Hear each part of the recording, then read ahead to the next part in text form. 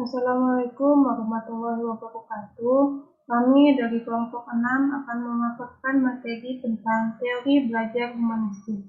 Untuk anggota kelompok kami ada Eva Nindya dengan NIM 2010 1231 20006. Nadia Pramuntias Larasati 2010 1232 20030. Nina Febriana 201012322022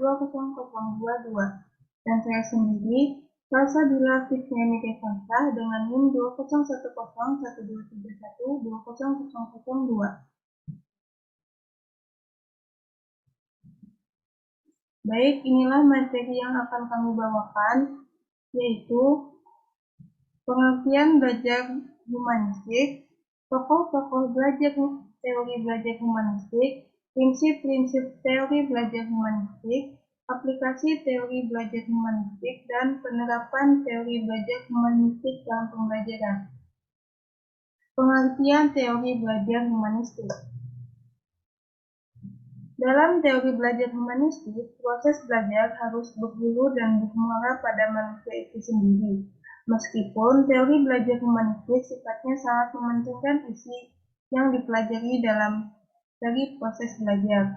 Teori belajar ini lebih banyak berbicara tentang konsep pendidikan untuk membentuk manusia yang dicita-citakan dan bertujuan untuk memanusiakan manusia itu sendiri, serta tentang proses belajar dalam bentuknya yang paling ideal.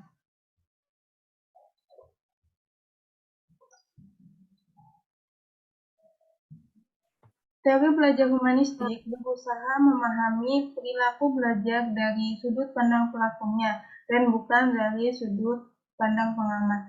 Tujuan utama pendidik adalah untuk membantu peserta didik mengembangkan dirinya. Maksudnya, membantu masing-masing individu untuk mengenal diri mereka sendiri serta manusia unik dan membantu dalam mewujudkan potensi-potensi yang mereka miliki. Baik, untuk materi selanjutnya akan dibawakan oleh teman saya.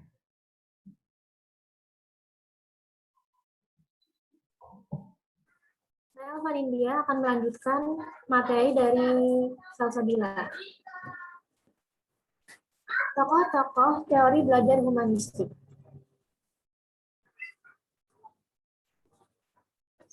Yang pertama ada Arthur Holmes bersama dengan Donald Shing 1904 sampai dengan 1967, mereka mencurahkan banyak perhatian pada dunia pendidikan.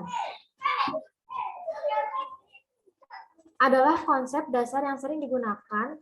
Belajar terjadi bila mempunyai arti bagi individu. Guru tidak bisa memaksakan materi yang tidak disukai atau tidak relevan dengan kehidupan mereka. Yang kedua, Abraham Maslow.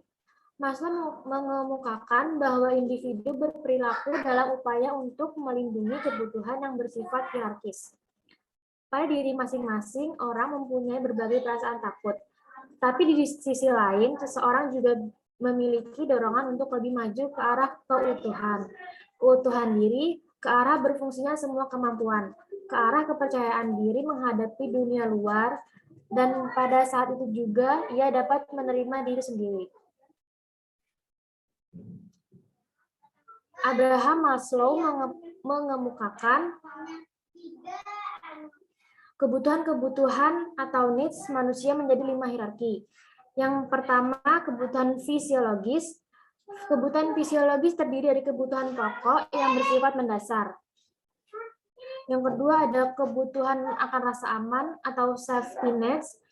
Sesudah kebutuhan fisiologis tercukupi, maka timbul kebutuhan akan rasa aman.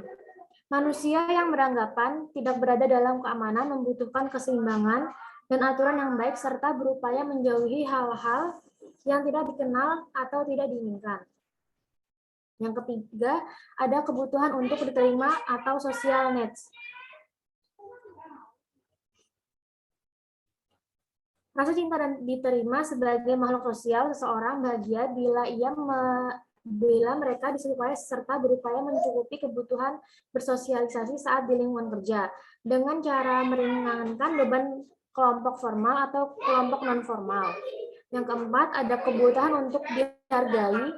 Pada tingkat selanjutnya, dalam teori hierarki kebutuhan, nampak kebutuhan untuk dihargai, disebut juga kebutuhan ego. Yang kelima, ada kebutuhan aktualisasi diri. Kebutuhan ini merupakan kebutuhan akan pemenuhan diri pribadi, termasuk level kebutuhan teratas. Kebutuhan tersebut diantaranya itu kebutuhan akan perkembangan bakat dan potensi yang ada pada diri sendiri dan sebagainya. Tokoh yang ketiga yaitu Carl Rogers. Rogers membedakan dua tipe belajar yaitu kognitif dan yang kedua eksperiental. Teori kognitif yaitu teori yang bermakna, sedangkan eksperiental yang berpengalaman atau signifikan. Guru menghubungkan pengetahuan akademik ke dalam pengetahuan terpakai seperti mempelajari mesin dengan tujuan untuk memperbaiki mobil. Experiential learning menunjukkan pada pemenuhan kebutuhan siswa.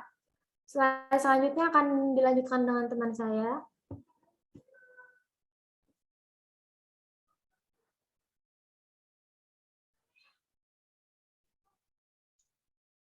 Nama saya Nadia Prameswarsati, akan melanjutkan materi dari teman saya Alvan India.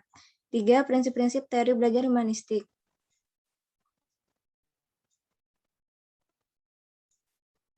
A. Manusia itu mempunyai kemampuan belajar secara alami. B. Belajar yang signifikan. Belajar yang signifikan terjadi apabila materi pelajaran dirasakan murid mempunyai relevan dengan maksud-maksud sendiri. C. Perubahan dan ancaman belajar. Belajar yang menyangkut perubahan di dalam persepsi mengenai dirinya sendiri dianggap mengancam dan cenderung ditolak. D. Tugas belajar akan mudah apabila ancaman eksternal sedikit. Tugas-tugas belajar yang mengancam diri lebih mudah dirasakan dan diasimilasikan apabila ancaman-ancaman dari luar itu semakin kecil. E. Belajar tanpa ancaman. Apabila ancaman terhadap diri siswa rendah, pengalaman dapat diperoleh dengan berbagai cara yang berbeda-beda, dan terjadilah proses belajar. F. Belajar yang bermakna diperoleh siswa dengan cara melakukannya. G. Partisipasi siswa dalam belajar. Belajar diperlancar bila mana siswa dilibatkan dalam proses belajar dan ikut bertanggung jawab terhadap proses belajar itu. H. Belajar inisiatif sendiri. Belajar inisiatif sendiri melibatkan pribadi siswa seutuhnya, baik perasaan maupun intelek, merupakan cara yang dapat memberikan hasil yang mendalam. I. Kritik dan evaluasi. Kepercayaan terhadap diri sendiri, kemerdekaan, kreativitas lebih mudah dicapai terutama jika siswa dibiasakan untuk mengawas diri dan mengkritik dirinya sendiri. Dan penilaian orang lain merupakan cara kedua yang terpenting. J. Keterbukaan dalam belajar. Belajar yang paling berguna secara sosial di dalam dunia modern ini adalah belajar mengenai proses belajar. Suatu keterbukaan yang terus-menerus terhadap pengalaman dan penyatuannya ke dalam diri sendiri mengenai proses perubahan itu. Selanjutnya akan dilanjutkan oleh Nina Febriana.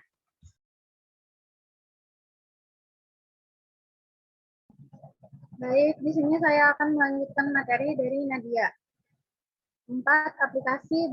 Aplikasi teori belajar humanistik. Aplikasi teori humanistik lebih merujuk pada ruh selama proses pembelajaran yang mewarnai metode-metode yang diterapkan. Peran guru dalam pelajaran humanistik adalah menjadi fasilitator bagi peserta didik. Guru memfasilitasi pengalaman kepada peserta didik dan mendampingi peserta didik untuk memperoleh tujuan pembelajaran. Tujuan pembelajaran lebih kepada proses belajarnya daripada hasil belajar. Adapun proses yang umumnya dilalui adalah yang pertama, merumuskan tujuan belajar yang jelas. Yang kedua, mengusahakan partisipasi aktif peserta didik melalui kontrak belajar yang bersifat jelas dan jujur dan positif. Yang ketiga, mendorong peserta didik untuk mengembangkan kesanggupan peserta didik untuk belajar atas inisiatif sendiri. Yang keempat, mendorong peserta didik untuk peka, berpikir kritis, memaknai proses pembelajaran secara mandiri.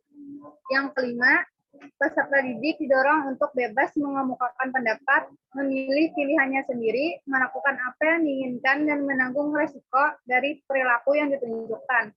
Yang keenam, menerima peserta didik apa adanya, berusaha memahami jalan pikiran peserta didik, tidak menilai secara normatif, tetapi mendorong peserta didik untuk bertanggung jawab. Yang ketujuh, memberikan kesempatan murid untuk maju sesuai dengan kecepatannya. Selanjutnya,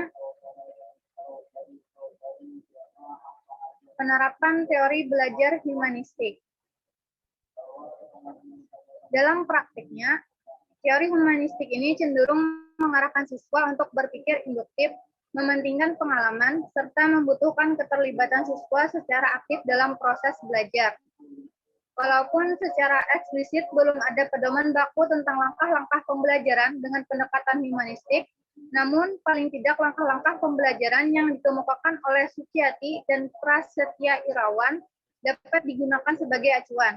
Langkah-langkah yang dimaksud ialah sebagai berikut. Yang pertama, menentukan tujuan-tujuan pembelajaran. Yang kedua, mengidentifikasi kemampuan awal.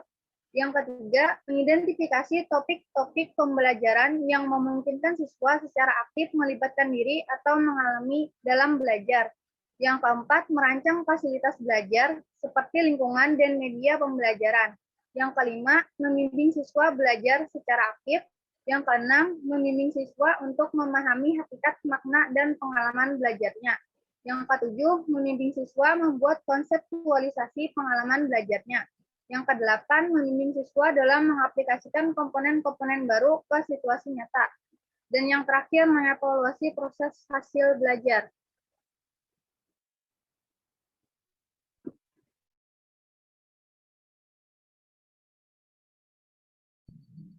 Baik, sekian pemaparan materi dari kelompok 1.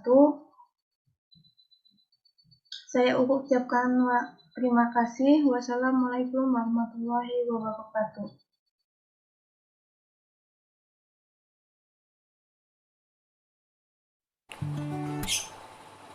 Halo, pernahkah kamu mendengar tentang teori humanistik? Kira-kira bagaimana ya penerapannya dalam proses pembelajaran? Semuanya akan terjawab dalam video ini. Teori humanistik dalam pembelajaran. Setelah menyaksikan video ini, audiens diharapkan dapat memahami konsep teori belajar humanistik dan penerapannya dalam pembelajaran. Tahukah kamu apa sih teori belajar humanistik itu? Teori belajar humanistik adalah proses memanusiakan manusia di mana seorang individu diharapkan dapat menggali kemampuannya untuk diterapkan dalam lingkungan. Berdasarkan teori Maslow, teori humanistik ini lebih mengedepankan motivasi untuk membantu mengembangkan potensi peserta didik secara penuh. Sedangkan menurut Rogers, teori humanistik ini membahas tentang belajar dan pembelajaran. Tahukah kamu bahwa dalam memenuhi kebutuhan itu ada tingkatannya? Ya, teori Maslow mengatakan bahwa kebutuhan itu terdiri dari 5 tingkatan, di mana kebutuhan tingkat rendah harus dipenuhi terlebih dahulu sebelum kebutuhan tingkat tinggi dapat mempengaruhi perilaku kita. Kira-kira kebutuhannya seperti apa sih? Yuk kita bahas. Kebutuhan yang paling rendah dalam hierarki adalah kebutuhan fisiologis. Kebutuhan inilah yang pasti kita penuhi terlebih dahulu, karena jika tidak terpenuhi, maka kita tidak bisa memenuhi kebutuhan yang lainnya. Setelah itu, kebutuhan yang harus terpenuhi adalah kebutuhan atas rasa aman yang dapat menyelamatkan kehidupan kita di masa sekarang dan masa yang akan datang.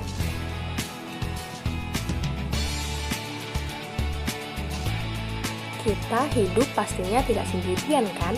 Dan jika kita memerlukan hadirnya orang lain di sekitar kita, itu adalah hal yang wajar. Contohnya dalam hal membutuhkan rasa kasih sayang. Setelah melakukan banyak hal, tentu pastinya kita mengharapkan sesuatu yang lebih kan? Contohnya dalam mendapatkan reputasi atau nama baik atas apa yang sudah kita kerjakan. Dan kebutuhan yang paling tinggi pada hierarki adalah kebutuhan aktualisasi diri atau menggali dan mengembangkan potensi yang ada pada diri kita sesuai dengan minat dan bakat yang kita miliki. Selain hierarki kebutuhan, kecenderungan aktualisasi juga berperan dalam teori humanistik ini loh. Kecenderungan ini adalah keinginan untuk memenuhi potensi yang kita miliki hingga mencapai tahap human beingness yang setinggi-tingginya. Dan kita memang ditakdirkan untuk berkembang dengan cara yang berbeda-beda sesuai dengan kepribadian yang kita miliki. Dan ternyata, lingkungan belajar juga dapat mempengaruhi aktualisasi diri kita loh. Dan dalam bukunya, Rogers mengatakan bahwa pengalaman belajar memiliki relevansi atau hubungan dengan semua orang yang ada di sekitar kita. Dan berikut ini adalah penerapan teori humanistik dalam pembelajaran. Yang pertama, guru dapat memberikan reward kepada peserta didik yang telah berhasil mengerjakan suatu hal agar peserta didik tersebut semakin semangat dalam pembelajaran. Yang kedua, peserta didik perlu dihindarkan dari tekanan lingkungan sehingga mereka akan merasa aman untuk belajar lebih mudah dan lebih bermakna. Yang ketiga, beri kesempatan kepada peserta didik untuk mengembangkan kemampuannya agar peserta didik mendapatkan pengalaman belajar. Dan yang terakhir, pendidik harus dapat memfasilitasi peserta didiknya dengan memberikan berbagai sumber belajar yang mendukung. Bagaimana? Sudah paham kan tentang materi ini? Untuk mengingatnya lagi, yuk kita simpulkan.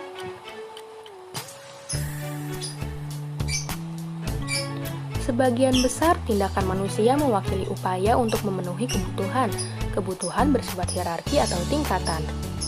Maslow mengurutkan tingkatan kebutuhan menjadi 5 tingkatan, yaitu fisiologis, rasa aman, sosial, penghargaan, dan aktualisasi diri. Dalam pembelajaran, tugas utama guru yaitu bertindak sebagai fasilitator yang membangun suasana kelas menjadi lebih efektif.